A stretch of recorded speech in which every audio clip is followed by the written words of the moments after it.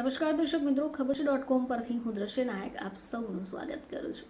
દર્શક મિત્રો, ઘણા બધા લોકો એવા હોય છે કે જેમને મીઠું ખાવાનું ખૂબ પસંદ હોય છે, સ્વીટ્સ ખાવા માટે જોઈતી હોય છે.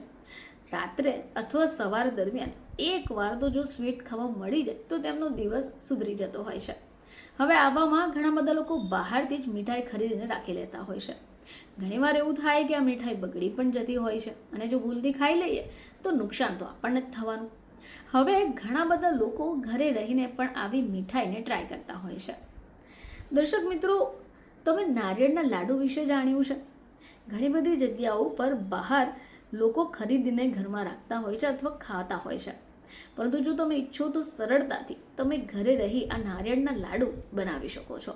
તો નારિયેળના લાડુ જો તમે ખાઓ છો તો એ ખાવામાં તો સ્વાદિષ્ટ હોય જ છે, પરંતુ સાથે સાથે એના સ્વાસ્થ્યને લગતા પણ ઘણા બધા ફાયદા છે.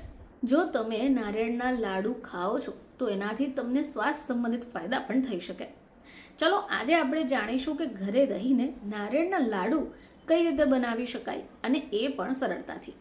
તો આપણે સૌ જાણીએ જ છે કે નારિયેળના લાડુમાં વપરાતું નારિયેળ પણ ખૂબ ઉપયોગી છે. તો આને માટે તમને જોઈશે 1 કપ જેટલું સૂકું નારિયેળ, જે તમારે છીણી કાઢવાનું છે, અડધો કપ દૂધ, અડધો કપ જેટલી ખાંડ, અડધી ચમચી એલચી પાવડર અને 1 ચમચી ઘી. સૌથી પહેલાં એક મોટી કડાઈ લઈ લો અને એને ગેસ ઉપર ગરમ થવા માટે મૂકી દો. હવે આ કડાઈમાં તમારે સૂકું નારિયેળને નાખી દેવાનું છે. બસ ગેસની જે ફ્લેમ છે એ તમારે થોડી હળવી જ રાખવાની છે. આનાથી શું થશે કે નારિયેળ બળશે નહીં. હવે તમે ધીમી આંચ ઉપર એને શેકશો એટલે એનો રંગ થોડો ગહેરો સોનેરી રંગ થશે, પરંતુ તમારે એને બાળવાનું નથી. હવે આના માટે શું થશે કે તમારે એને સતત હલાવતા રહેવું પડશે. હવે એમાં તમારે દૂધને મિક્સ કરવાનું છે અને સારી રીતે એને મિક્સ કરી દો. દૂધ જ્યાં સુધી પૂરું શોષાઈ ન જાય ત્યાં સુધી તમારે રાહ જોવી પડશે. બસ હવે એમાં ખાંડ એડ કરી દો અને ફરીથી સારી રીતે મિક્સ કરી દો.